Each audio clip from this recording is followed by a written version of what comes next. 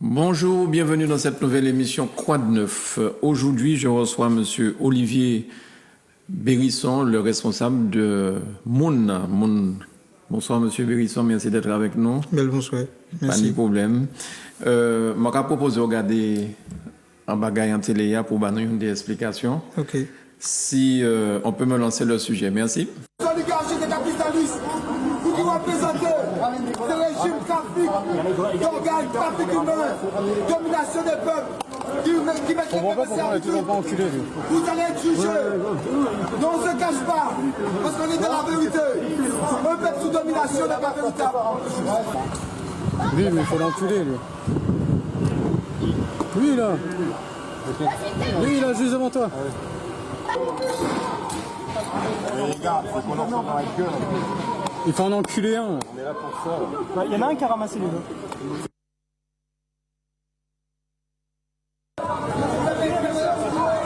Alpha, rétablissement en bas, au feu. Il y a un puits Alpha. Oui. Regarde, je veux faire pour tous. Chargez, allez. En avant. Vas-y, ma fille.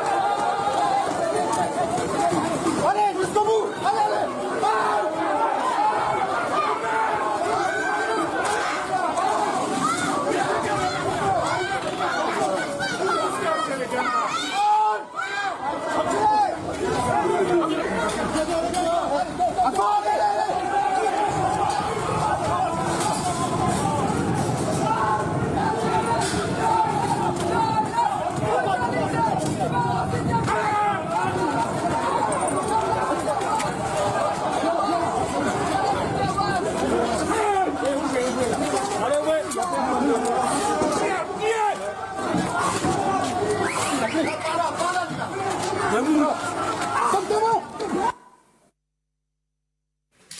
Voilà, donc ce sont des images qui ont été tournées par la police et qui ont fuité apparemment, puisque ces images-là tournent sur les réseaux sociaux depuis hier. Et Monsieur Bérisson, s'il veut bien, nous faire un commentaire sur ce qu'il vient de voir, probablement qu'il avait déjà vu aussi. Oui, mais nous sommes dans une logique que les Gilets jaunes ont vécu aussi sur le territoire français, c'est-à-dire que vous avez un État policier, un État répressif, et qui ne supporte pas qu'on soulève un certain nombre de sujets légitimes, justes, soit du pouvoir d'achat, soit des retraites, soit de l'empoisonnement, et donc, et puis vous avez des corps de métier, on entend le langage, hein. Il faut l'enculer celui-là. Il faut l'enculer celui-là. Ouais. On est là pour ça. On est là pour ça, oui. Donc voilà, il y a pas, je ne sais même pas quel autre commentaire il y a à faire, si ce n'est de dire que nous, je vais répondre, nous on est là pour ça. Ouais. Alors, dans ce que nous faisons, nous on va dire, nous on est là pour ça. Mais est-ce que quelque part la police n'a pas un code, j'ai envie de dire, un code, une façon de déjà garder le contrôle, enfin, je ne sais pas, parce que ces termes-là sont quand même... Et lorsqu'il parle de charger, on voit en face Volcan tout seul avec un drapeau. Pas du tout, semble-t-il. Il n'y a pas d'armes, il n'y a pas de fusil, il n'y a pas de cocktail Molotov, il n'y a rien. Ouais. Le gars, il a un drapeau. Non, mais de toutes les manières, les gens sont là pour vous intimider et faire en sorte que nous avons les informations, hein, autre que les images, qu'il y a des réunions qui se passent en préfecture où il fallait absolument que les choses tournent de cette façon-là pour que les Martiniquais ne descendent plus dans la rue pour le chlordécone parce qu'ils sont emmerdés avec ça. D'accord. Donc il fallait absolument tourner les choses dans un affrontement pour que ça décourage un certain nombre de Martiniquais à descendre dans la rue pour une cause qui était légitime. Donc les choses sont savamment orchestrées et organisées. J'étais sur place, j'ai vu le policier sortir tout seul dans les manifestants. Donc il est sorti faire quoi? Il est sorti faire quoi? Et pourquoi ce jour-là, il n'y avait pas la police nationale habituelle? Ah non, mais là, on a vu quelque chose d'assez ahurissant. C'est-à-dire qu'on a sorti les policiers martiniquais et on a mis la gendarmerie à leur place. D'ailleurs, nous savons de sources sûres qu'il y a eu des remous. D'ailleurs, avec ça. Donc, nous savons que là, ils ont jugé. Il y a eu des dérapages là? Non, non seulement des dérapages sur les images que vous montrez, mais il y a aussi une volonté de... Alors on va dire les choses, hein, de racialiser le combat. C'est eux-mêmes, c'est la préfecture, puisque c'est le préfet qui donne les ordres, de mettre des blancs face aux manifestants. Donc là, on est dans les années 70, on est en 1974. D'accord.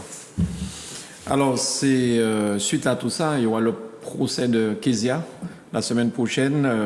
Qu'est-ce que vous avez à dire sur ce procès? Faut-il le dépayser? Est-ce qu'il faut qu'il se tienne ici? Ah non, il faut qu'il se tienne ici. Oui. Il faut que chaque personne assume ses responsabilités. Donc nous, les militants assument les leurs. Nous voyons que Kezia a changé sa défense. Nous avons vu un avocat offensif qui a fait des recherches extraordinaires et qui a montré des images que nous n'avions pas vues, des photos qui n'étaient pas encore apparues, que nous les militants avions, mais que la majorité des téléspectateurs n'avaient pas vu. Et je crois qu'il est clairement démontré que le procureur de la République n'est pas un procureur, mais un gouverneur, puisqu'il prend parti pris, il ne fait pas son boulot de faire justice sur des faits. Non, il prend parti. Donc nous n'avons pas un procureur, nous avons un gouverneur. Très bien, on va passer à un autre sujet. La grève de Peugeot, pourquoi elle a duré aussi longtemps à votre avis? Parce que les béquets ont décidé de montrer que c'est eux qui sont les rois et les patrons et les maîtres. Ils ne sont pas restés dans un rôle d'humanité. Déjà, le licenciement était vraiment assez... D'ailleurs, ils l'ont requalifié. Oui. Donc, c'est qu'ils ont bien admis qu'il y avait... Ils l'ont requalifié en quoi, en fait? Ils ont fait une rupture conventionnelle. D'accord. Donc, ce que je veux dire, c'est que s'ils ont fait ça, c'est qu'ils ont bien reconnu qu'il y avait un problème. Et puis, l'autre partie de la grève, c'est qu'ils ont voulu être méchants avec les grévistes. Ça veut dire qu'ils n'ont pas voulu étaler les jours de grève, donc ça a pris du temps, parce qu'ils voulaient que les grévistes viennent travailler un mois en sachant qu'ils auraient eu 0 € à la fin du mois. Vous avez vu ça où? Vous avez vu ça où? Donc on voit bien qu'il y a une espèce d'inhumanité et puis une espèce de suprématie, d'hégémonie, d'égo et d'orgueil mal placé. Mais aujourd'hui, est-ce que quelque part, est-ce que les syndicalistes sont aussi puissants qu'avant? Vous n'avez pas l'impression un petit peu que, parce que là, j'ai pensé qu'il y aurait eu un rassemblement de tous les syndicats qui seraient venus. On ne va pas faire la langue de bois. Moi, je ne vais pas faire la langue de bois. Tout le monde connaît le positionnement de la CFDT et ce n'est pas encourageant à fédérer le reste des syndicats. Quand c'est un syndicat qui, en général, est très, très proche du patronat, donc là, nous-mêmes, on a été agréablement surpris de leur positionnement par rapport à Osvaldo, mais c'est très difficile lorsque vous signez des accords avant tout le monde, lorsque pour les retraites, etc. Même en 2009, il faut se rappeler que c'est le syndicat qui avait appelé à l'arrêt de la grève, donc vous savez bien que ça laisse des traces. Avec à sa tête M. Picot, c'est ça? Ben oui, donc je n'ai aucun problème avec lui. On a donné un coup de main comme on pouvait par rapport à l'aspect Osvaldo, oui. Mais c'est pas même jour à manger table, donc à gonfler. Et tout coup de couteau qui a quitté trace. Vous êtes beaucoup impliqué dans ce dossier, Osvaldo? Oui, parce que tout simplement, tout le monde c'est monde, comme a dit Osvaldo, sans nous avoir consulté d'ailleurs, il a repris l'expression, parce que, évidemment, là, on avait une injustice criante, et puis tout simplement, il faut imaginer que à Zouk TV, il y a un employé qui donne des conseils, ou qui dit, bon, vous m'aviez promis une prime, où est la prime, et puis que pour ça, vous cherchez par tous les moyens à le licencier, alors que c'est vous-même qui avez promis la prime. D'accord. Bien. Alors, on va passer à un autre sujet, le confinement. Votre avis un petit peu sur le confinement. Est-ce qu'il fallait vraiment confiner la Martinique là? Non. Ouais. Non. Mais même sur la France, il ne fallait pas confiner du tout. Aujourd'hui, nous savons exactement ce qu'il faut faire pour faire en sorte que les gens soient soignés. Donc, pourquoi, à l'approche de cette pandémie, on a interdit l'hydroxychloroquine qui était vendue en pharmacie en vente libre? Donc on sait bien... Et pour pas cher. Et pour pas cher. Donc on sait bien. Donc aujourd'hui, si on veut que les gens n'aient pas de problème, il y a de quoi faire. En Martinique, par exemple, pourquoi on ne dit pas qu'en Haïti, il n'y a pas de cas là ces jours-ci? Puisqu'on dit souvent que Haïti, c'est un pays pauvre, etc. Il y a qu'à prendre, faire manger coulis, et puis faire dité, et puis nous avons notre atoumo, nous avons fait, etc., de plantes médicinales ici, qui ont les attributs nécessaires pour combattre n'importe quel virus, comme la dengue. Je rappelle que pour la dengue et pour le chikungunya, on vous donne du paracétamol, c'est-à-dire du doliprane, et puis rentrer chez vous. Donc en réalité, j'ai vu un reportage d'un animateur sur un média concurrent. Oui. Il dit que il a été contaminé, que pendant 4 à 5 jours. Oui, sauf qu'il ne dit pas que pendant 4 à 5 jours, qu'est-ce qu'il a fait? Est-ce qu'il a pris des choses pour barrer le virus déjà en lui-même. Donc c'est ça, si vous voulez, la attendre, et puis que ben, là, cet homme l'a monté, qu'ils avaient fait. Donc ce que je veux dire par là, c'est que nous savons ce qu'il faut faire. Le Madagascar a produit un médicament avec l'artémisia. On ne parle pas de ces virus-là en Afrique. Et à Wuhan, où le virus s'est soi-disant déclaré, il y aura fait la fête, il y aura dansé tout partout. Donc il y a bien un problème. Et le gouvernement français cherche à imposer un vaccin et à mettre en avant l'Institut Pasteur.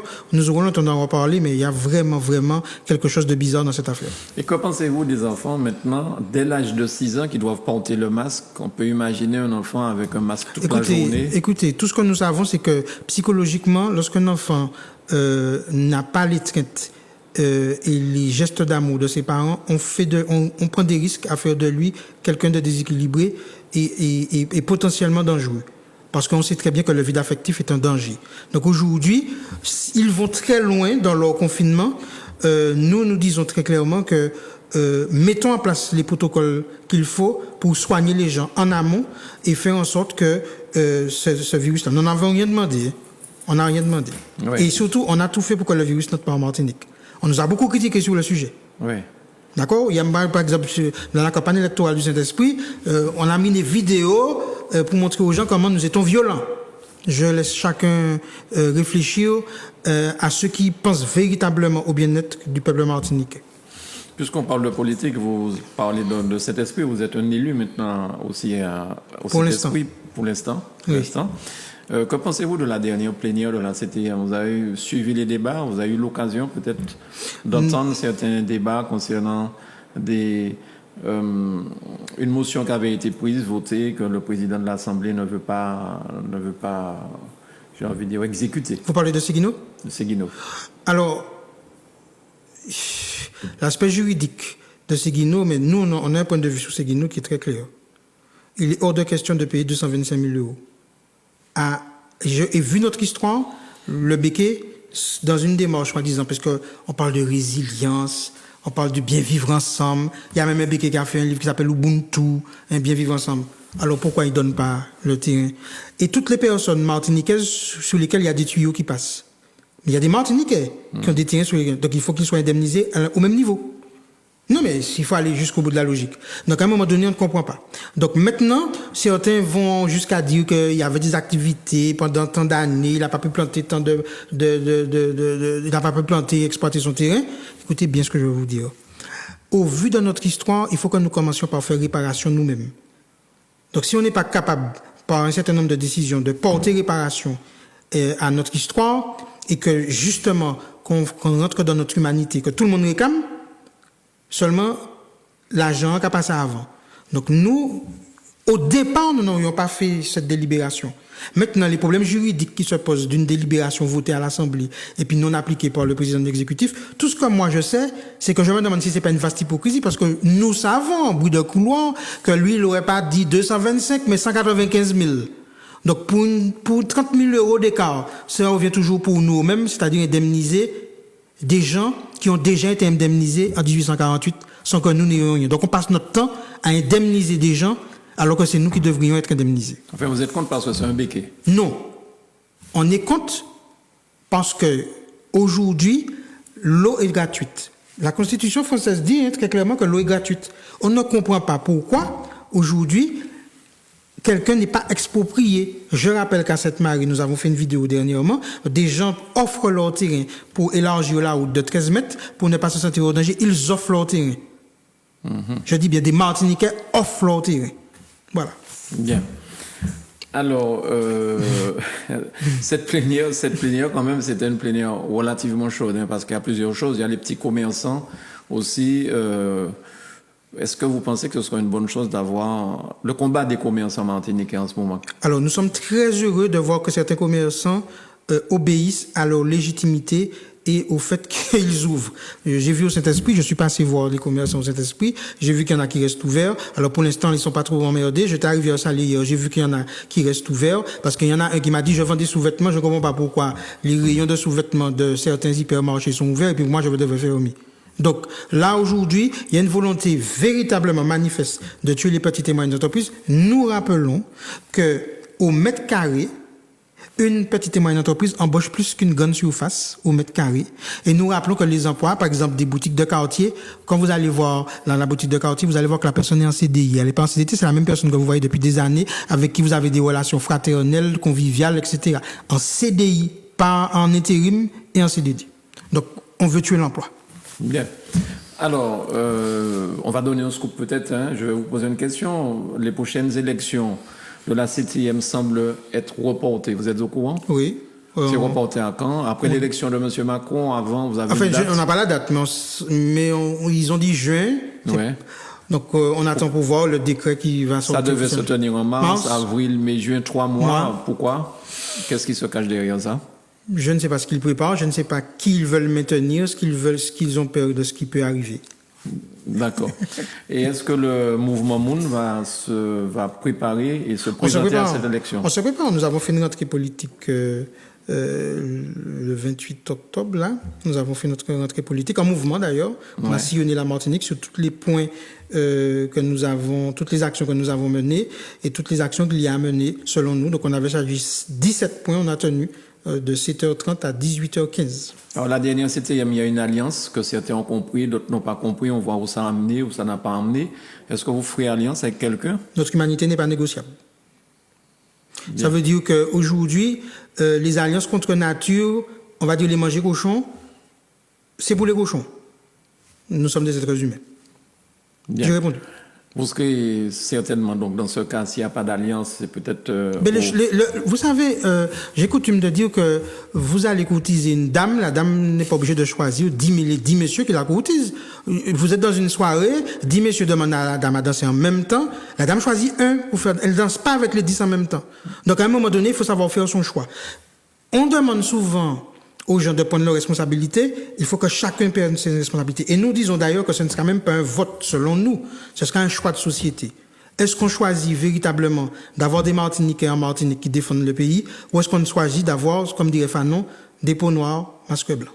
Vous serez élu à la CTM lorsqu'il s'agira de voter. Est-ce que là encore, vous allez faire alliance avec un parti quelconque? Non.